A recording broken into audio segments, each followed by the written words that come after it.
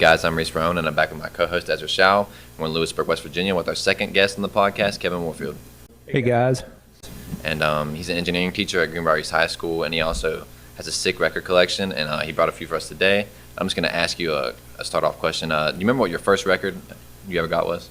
I remember we had the Beatles Get Back on 45 in the house. We had a few Elvis records, but when I saw Alice Cooper on the Muppet Show, that really, I'm thinking rock and roll and comic books. Right.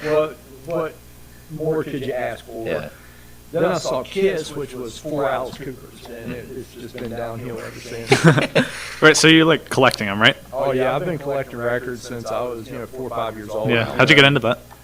Just had records around the house, and then I didn't want to listen to what my parents listened to. And so, I had an uncle that had like Ozark Mountain Daredevils and some Kiss, and so you just thought that was cool when you get into it? Like, I spent my youth, in front of the stereo because, that's the great thing, about being my age is I grew up with albums. Right.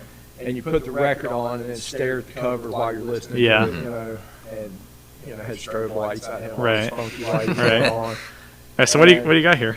Got Kiss album? Yeah, this is Kiss Alive. This is the record that really, changed my life. It was, just look at that cover and think, 7, 8-year-old kid, that just blew me away. Right. And then, I was about 10, AC/DC Back in Black come out. That was like the next thing. And the neighbor's kids like, remember that song Iron Man? Well, the singer Ozzy's got Blizzard of Oz, so Crazy Train.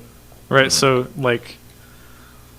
so what else you got here? Like, what made you want to bring these ones specifically? Because I know you've got how many? I'd say, I'm cataloging my collection, and right now we've hit on mainly my Kiss, my Metallica, and Iron Maiden, and then my wife collects Prince and Soundgarden. And I think, those 5 bands, we have almost 350 albums. Wow. And CDs, and just... Wait, that's just albums, not CDs. Well, that's CDs and albums combined. That's like entire band catalogs. Yeah, right. At one point, my wife and I had about, I want to say 1,600 CDs. And our actual vinyl collection, if you stood it on end, it was about 17 feet long. Right.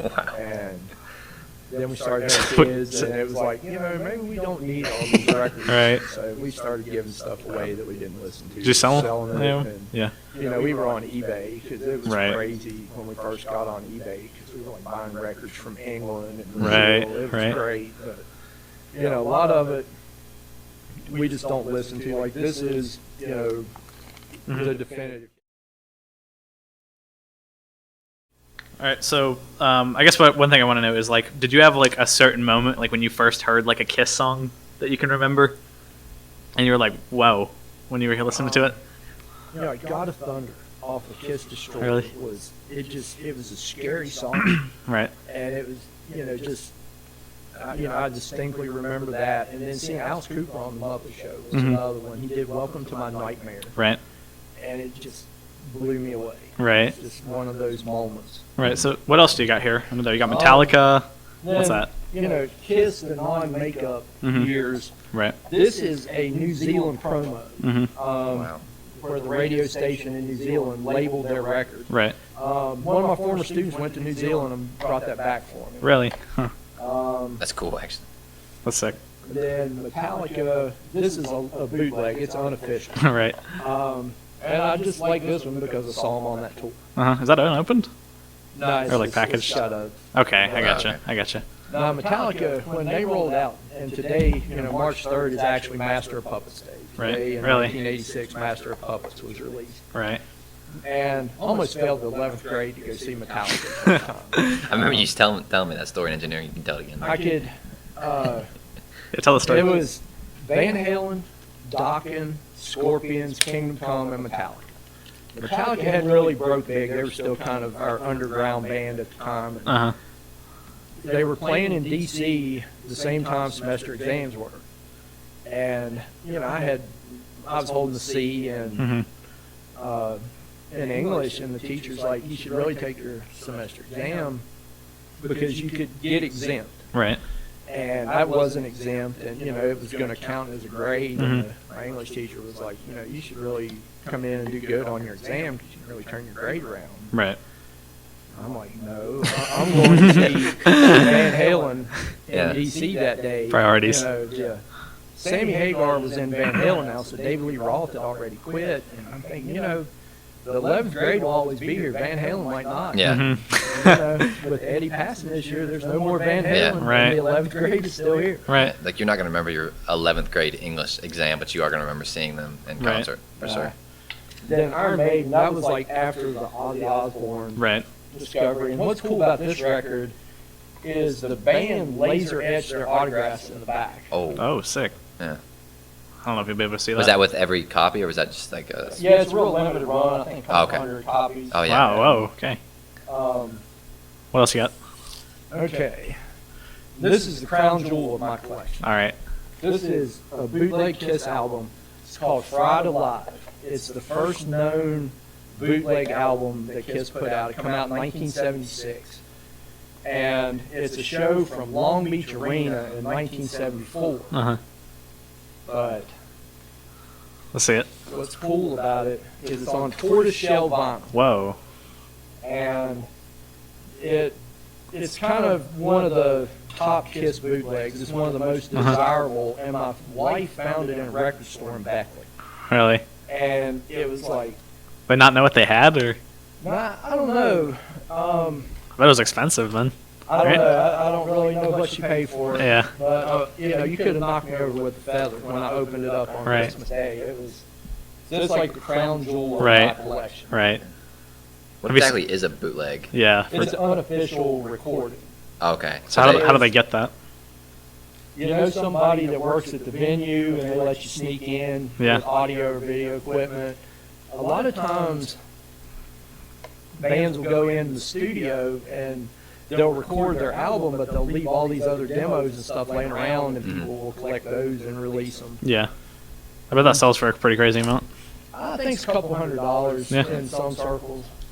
But then, speaking of my wife, her collection is her Prince collection. She's probably got 400 pieces. Whoa. And all of her stuff's worth way more than mine. Really? But this is a shaped picture disc. Whoa. Whoa. And if you notice, this is like a 7-inch 45, Uh huh. but they, put, his logo and stuff on it. This is from the early 90s. Uh huh. And it's really rare. And all of his stuff went through the roof since he passed away. Really? How much do you think your collection's worth? I don't know, Discogs, which is like the cataloging software that I use, puts it around about 350 albums we have are priced at about 12 grand Whoa. on the high end. Uh huh. That's crazy. So are you still like listening to those albums? Yeah, I have a turntable in my classroom. Really? Yeah. Do you play stuff there? Yeah. That's sick. Some wish days more cheap. I'll let the kids pick stuff on Spotify, and then some days you're listening to Motorhead. Right. Because that's just the kind of day I'm having. Uh huh. Yeah, I assume you got one at home too, right? Record Yeah. player. Yeah, if we've got like this little like tiny one that we keep upstairs that we never use, but we do have some records. Not very many, but we have like 50. There's something about vinyl. I mean, Mm-hmm. Does it sound different? it sounds different. It's Yeah. just- I don't know. It sounds like my youth. Yeah. I mean, Oh, yeah. I love having digital copies of stuff, Right. play in the car, whatever, but just vinyl. I have 8 tracks. Mhm. I mean, I just collect a little bit of everything. If it's weird, I'm going Right. to try to grab it for my collection. Yeah, I think the only like vinyl sort of thing we have that's like metal or like that's not something you just have never heard of. I think we've got like 2 or 3 Pink Floyd records. Yeah. But Yeah, we don't really listen to I them. have the Wall by Pink Floyd. It's not the original one, but Right. it's, yeah, and I have a few, mainly rap albums because I listen to rap. But I like rap. yeah, I have a signed one actually from the artist. It's a EP called Unlocked, and it's by Denzel Curry and Kenny Beats, a rapper and a producer. And I have a signed test pressing. Oh, yeah, wow. yeah, that was cool. It was I don't have any $50. test pressing. Yeah.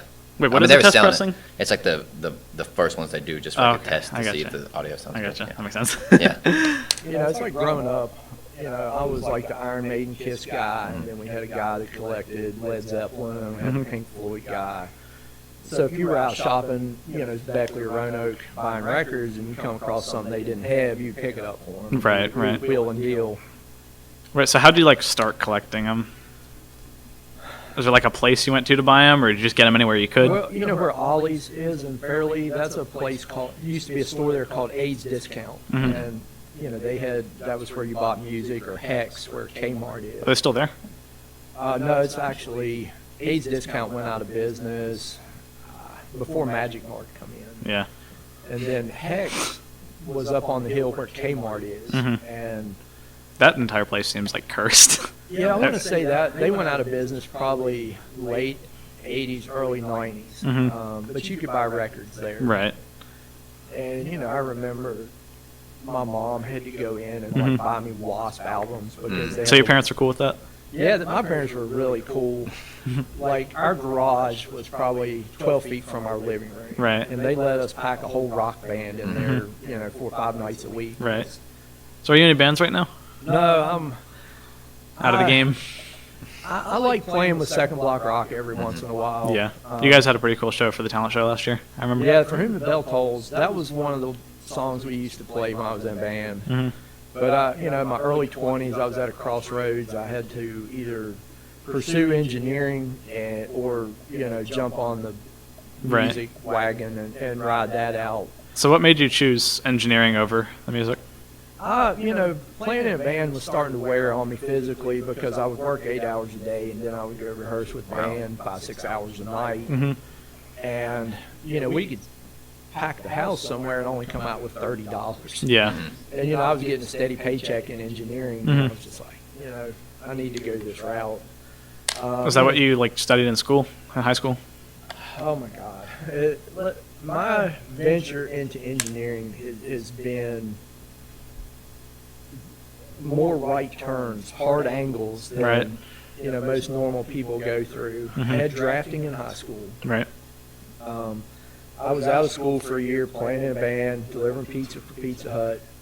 My drafting teacher calls me up and says, you know, this engineering company up in Lewisburg, Brackenridge and Associates, needs somebody to hand leather maps. And he said, I remember your notebooks from high school had all these band logos that you drew on it. I think you're perfect for this.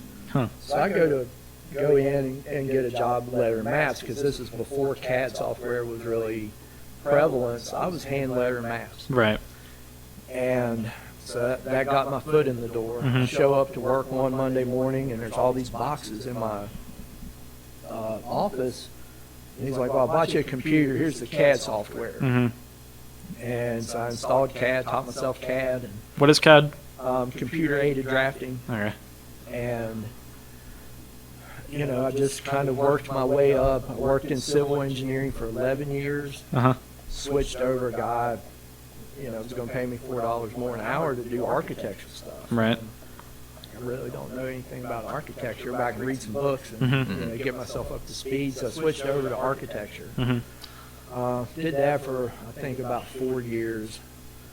So you're an engineering teacher at East now. Yes. So how did that lead into teaching?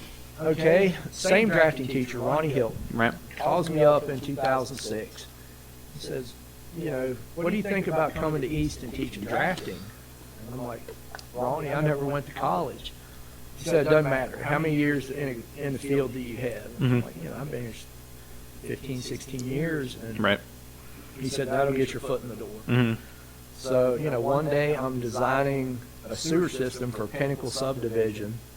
And the next day I had the keys to my classroom. Yeah. Really? That all happened really fast then. It was kind of the hiring process in the county, it took them a while to post the job. And then once they posted it and I got hired, it was a real quick turnaround. So how are you enjoying your job at teaching? How long have you been doing it? 8 years? 15 years. I've been teaching, I taught drafting for 7 years, and I've been teaching engineering for 8. Yeah, so there was just one class that was drafting, right, that you were teaching, and then it's developed into a bunch, right? Well, there was 4 drafting classes. Oh, okay. But Okay. there was a couple intro, I think, a fundamentals, and then 2 specialization classes. One was architecture, and I can't remember what the other one is. But then I was looking for lesson plans, you know, ideas, and I kept stumbling across this thing called Project Lead the Way, and it's a national engineering curriculum. And, I talked to some of the people at the board office, and we researched it a little bit, and thought, this is probably the direction we want to go. So that's what you've been doing? So I've been doing that since 2012. Right. And I love my job. Under normal circumstances, it's great. This year's been kind of difficult. Yeah, so what's that been like? I know that's a pretty broad question. It's been trying, maybe like running through mud. Yeah. You still make progress, but it's slow. Yeah. And, luckily, I have kids that are willing to hang with me. And, we just, if we run into a problem, we just kind of reevaluate and try to find a workaround. And, most of my remote kids are doing well. In-person guys are, great as always. Right. But we're making progress, and I'm thinking anything, if we know more in May than we did in September, it's a win. Yeah. Right. But I love my job. That's good. It's fun. It's not a class where I'm up front trying to, say, here's how you do this. We're usually shoulder to shoulder, building things, trying to figure things out. Yeah. And what's your classroom like now because of like the whole social distancing requirements? It's been difficult transitioning back to all the kids in the building. Because they had just had a bunch of people start coming back full time now. Yeah, I had 15 desks for most of the year, and now the kids are coming back. I have some classes that I've had to add a few more tables, and I'm in the process of putting new desks in my room. So, I'm trying to transition tables out. But once we get all the new desks in, it'll be fine. Right. But no, it is what it is, and we're just trying to keep making forward progress. So I talked about this with Alder last time when he was on the podcast a couple weeks ago, and believe me when I say I'll be the first person to crap on Frontier any chance I get, even when we're not talking about it at all. I will complain about them every chance I get. Dealing with online school. I'm sure you have to deal with guys with bad internet. I've definitely had problems connecting, trying to get on there. I mean... I'll have kids that'll message me and say, I'm sorry I missed Google Meet, my internet was down. And my kids were remote from Thanksgiving until Monday, or Tuesday. Yeah. And with three of us trying to get on to do Google Meets and things on some of the, remote days and whatnot, it was a challenge. But, if I don't hear from a kid for a while, I'll reach out and, I'm just trying to be accommodating to, to make sure that no kids fall through the cracks. I mean, it's been a challenge, but, you just keep trying to find workarounds. Right. Again, okay, let me not talk about internet because I'm going to get worked up here. To get livid. The CVS parking lot? Yes. What's the deal with that? What happened? Do you have any involvement with that? I did. Yeah. Okay, let's hear it. I drew up about 7 or 8 scenarios for that parking lot, and the powers that be picked the worst one. Right. Okay. Wait. So to explain a little bit, the CVS parking lot is like it's basically every like rule of the road backwards. Yeah. Yeah. It's like school bus figure 8 track racing. Yeah. Pretty much. So like. I had some workable designs, but I was low man on the totem pole. It wasn't my call, so I just drew up scenarios, and they picked the one that they wanted. Seems kind of hard to design a parking lot like in that area too. Like, I mean, if y'all haven't seen it, you don't know what we're talking about. But the CVS in Fairleigh, right? Fairleigh. Yes. Yeah, Fairleigh. Go visit the parking lot, and you'll be like, "What?" And it's not this guy's fault. Yeah, you like drive on the left side of the road. Yeah. And then it's not horrible, but it's still. See, I'm old enough. I remember when Fairleigh was two-way traffic on both sides of 219. So you're trying to get across, going north there at Burger King was impossible. You might sit there for 20 minutes. Right. I mean, it was awful because I think traffic pattern changed like between my junior and senior year. Right after I got back from Van Halen, I think. Inspiration. So, engineering's not perfect. You learn as much from failure as you do success. Right. You learn more, I think. Yeah. Have you designed any other stuff in like the Greenbrier County area? Trying to think. I worked on Appalachian Electronics, AEI Drive, when they moved from Ronsford to Right. Fairleigh. What'd you do there? I just did drafting. I drew up plans for Right. the parking lot, Right. the building footprint, that kind of thing. So you're still doing some of that stuff? I do a little bit of side work. Forge Jacks, I draw a lot of pieces for them. They hire some of my students here and there, so we have a real good working relationship. Greenbrier Technical Services in Ronsford, I've done a little bit of work for them. Architectural wood, that's who I worked for this past summer, and it was a nice experience. Got to work with my cousin. He's a project manager there. But some of the projects I worked on before I become a teacher, I drew up a lot of the subdivision or Stonehenge, Caldwell. The company I worked for laid all of that out, surveyed it. My dad owns property there, actually. That's some challenge. That was challenging getting utilities in. I can imagine. Something I'm kind of proud of. My students really took it to the limit. Really did a lot of good work. Was the Aquatic Center going in?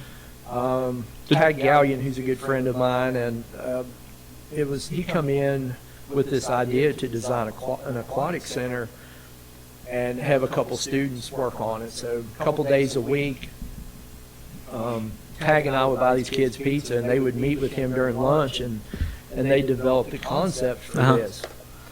And then those kids graduated, and we had another group set up to work on it, and we got the Lemelson MIT Invent Team grant, where they give us $10,000 and the kids have to invent something. So the Aquatic Center was kind of shelved for a year. Right. And then the following year, we had a group of kids, do a business plan, and some kids went out and presented it, and that kind of got the ball rolling. And, right. It's almost under roof now, I believe. So did you have any involvement with the new soccer field at East? Joe Landre worked on it. It kind of started as a class project, and it just kind of got away from us, I think. It was, I think some other people got involved because, doing these kinds of projects in a classroom setting can be difficult. If you have a lot of snow days or assemblies. Yeah, or a pandemic. Or a pandemic. But the Lemelson MIT grant was really cool. It was the farthest thing from, something I would normally do, but somebody said, you do a lot of this, 3D printing, that kind of stuff. You ought to apply for this grant. Right. And I thought I would apply as a joke. Yeah. Just to have a rejection letter from MIT. Yeah. Well, I kept getting through. Yeah. And crap. So I get this call, and they're like, would you be able to fly to Boston in June? And I'm like, well, sure, I guess. I think I must be the token Southern guy for this. Yeah. But so I get to Boston, and there's about 40 teachers there from all across the country, and I fit right in, which I don't fit in anywhere. Yeah. But so I go through this 4 or 5 days of training, and when I get home on Sunday, and I guess maybe Tuesday, the flood of 2016 happens. That was crazy. So, I'm out of communication for a few days, and I get internet back, and I have a message from MIT calling to check, and we're like, we just heard the Greenbrier Valley flooded. Are you guys okay? I'm thinking, I just met you, 4 days ago, and here you are checking in on my school and on me, and that's crazy. So the kids come together, and they developed green bricks, which is a cardboard building material. And that's what we submitted for our final invention. Wait, what is it? It's green bricks. It's cardboard that's broken down. You add water and some chemicals, and we could form it into a building material. It's pretty cool. You have one at the school, right? Yeah, I have a couple there. You can saw it. It's bug proof. It's fireproof. We didn't have enough time to get waterproofing for it. But anyway, these 10 kids developed it, and we went to Boston and presented it. And that was 2017. And the guys from the Lemelson Foundation call me all the time. I've done presentations with them in Nashville twice. They come down and visit the school And, excuse me, I have 2 groups of kids right now that are piloting a toy design project. And they're monitoring it in hopes that it's something that they can roll out and share nationally, but they ask us to pilot it for them. Right. And if the pandemic is over, we might get to go and present in New Orleans with them. That'd be cool. Which, you know, I'm all down for that. So other than like the green bricks thing, obviously, do you know of any of your students that have gone on to do some crazy stuff? Oh yeah, Jordan Masters. He has a company called Allegheny Genesis, and he's developed a harvesting system for microgreens. And he actually hired some of my kids summer before last to do some assembly and 3D printing for him in the summer. That's cool.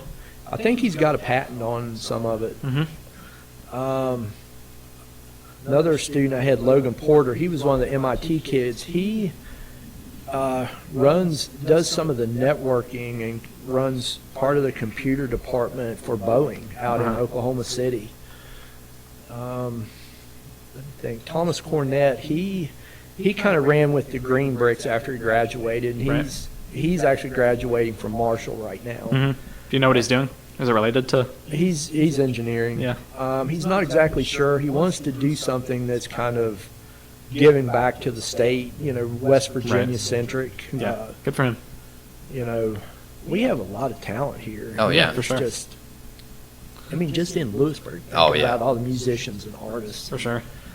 And, you know, so trying to keep, I try to steer kids back here. And, you know, I'm happy that Thomas is here. Jordan's in Morgantown. Right.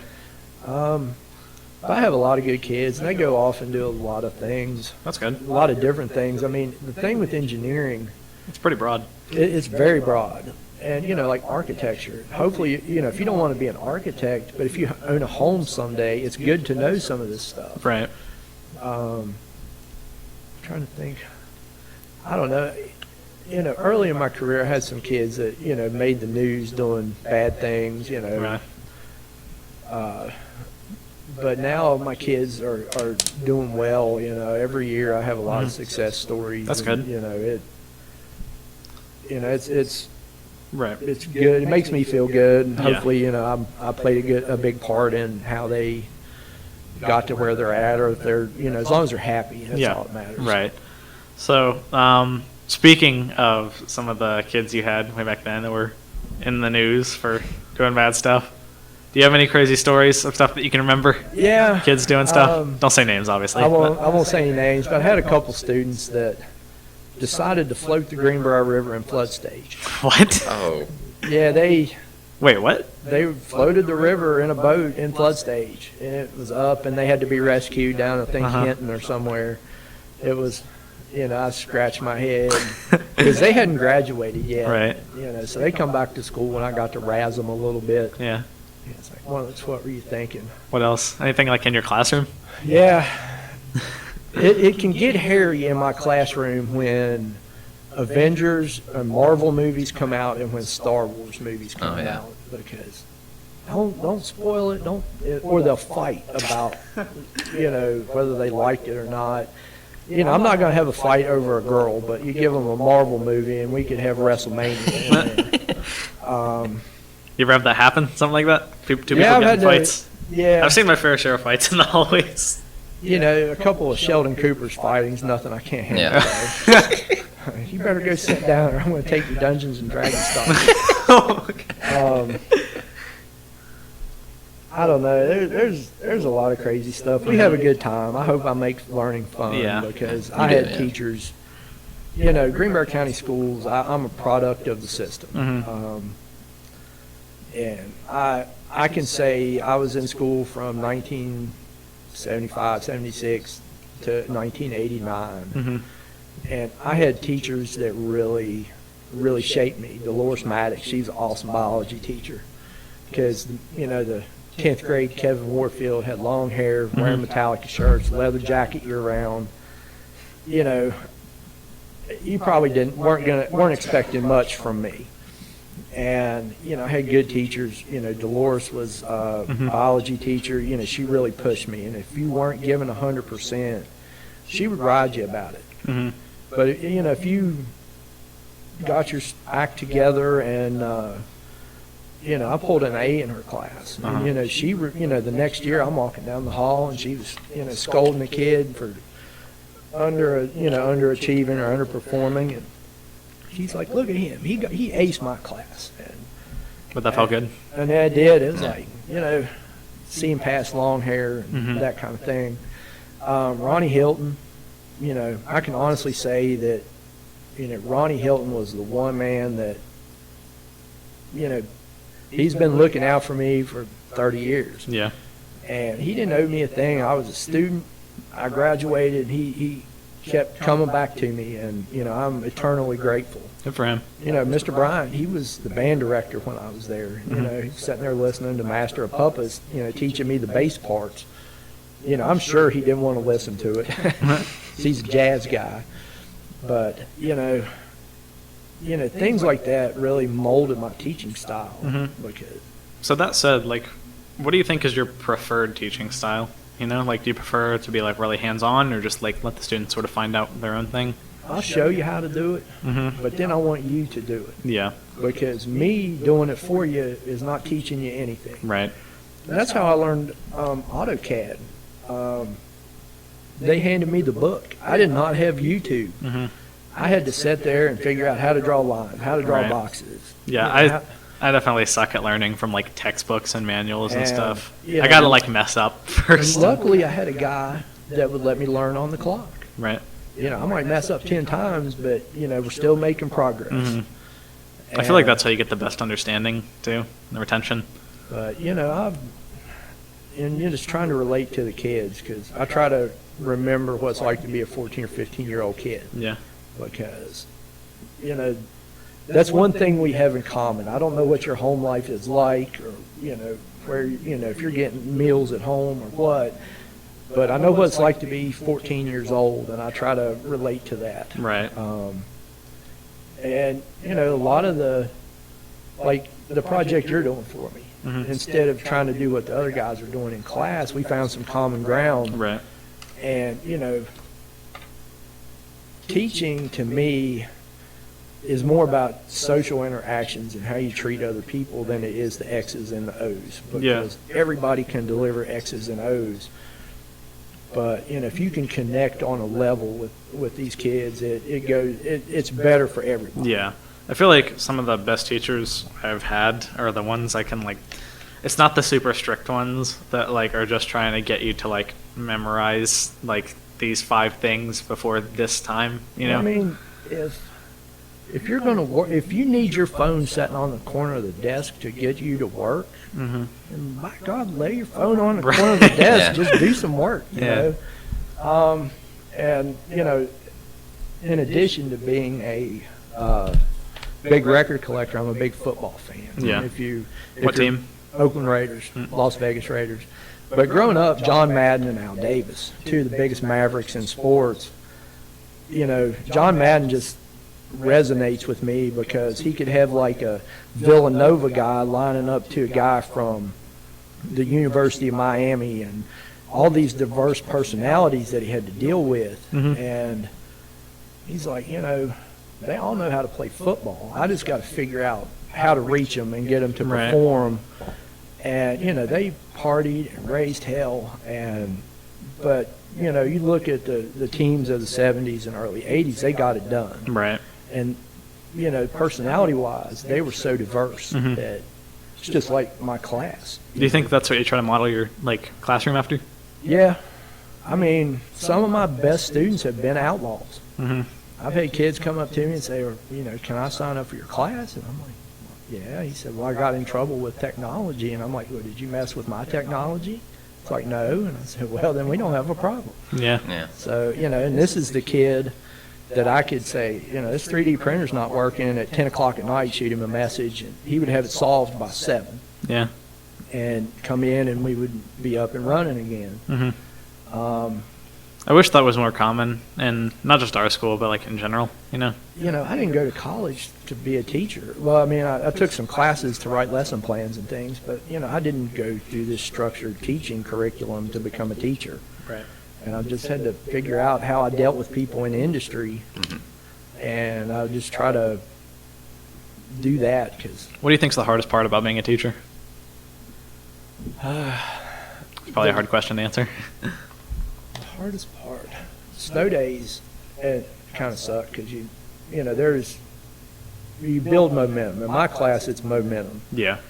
And if you're designing, and then you have a snow day on a Friday, that's 3 days away. So you have Right. to come back in and reacclimate.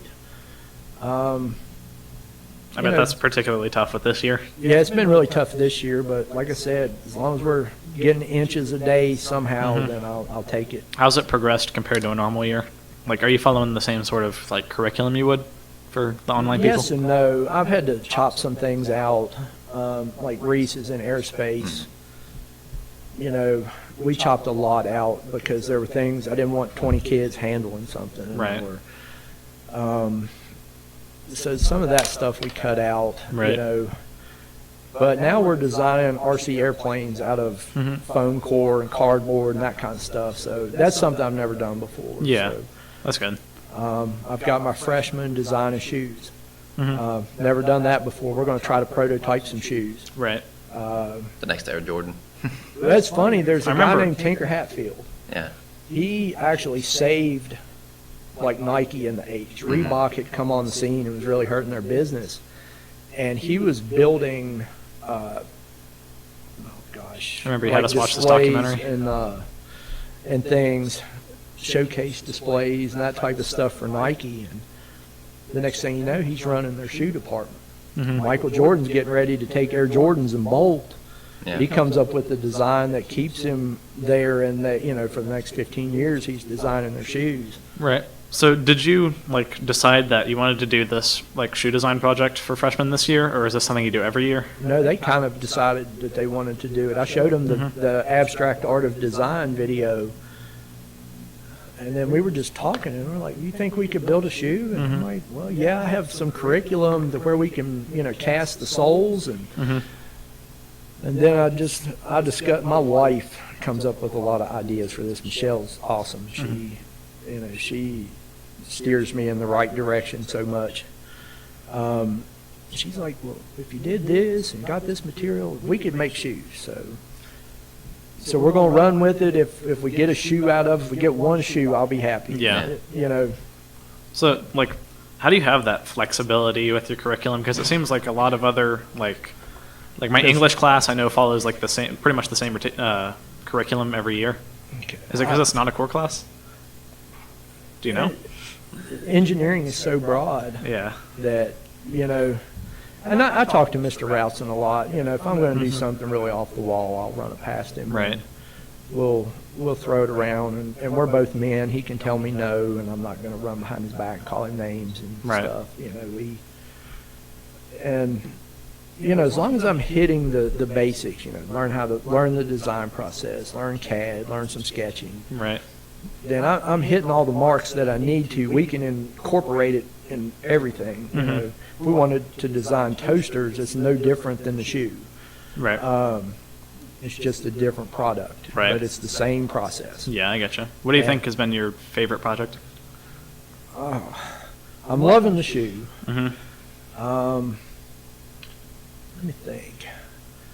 This RC airplane we're doing, a lot of these are my favorites this year. Right. We're doing the toy design project for Lemelson MIT. That's kind of, we're checking out the curriculum, but we're also designing a toy. So Right. that's going to be fun. Right. And anytime you slap MIT on it, these engineering guys are loving it. Right, think I it's get that. great. All right. Well, I think that's about all the time we got for today. All right, Okay. that's our 45 minutes. Warfield, good having you here, man. Good talking. Yeah, thank you. Thank you It's for been coming. a pleasure. Yeah, thanks for coming on. Yeah. All right. I guess that's about it. See you guys. Yep, anytime you have some dead air.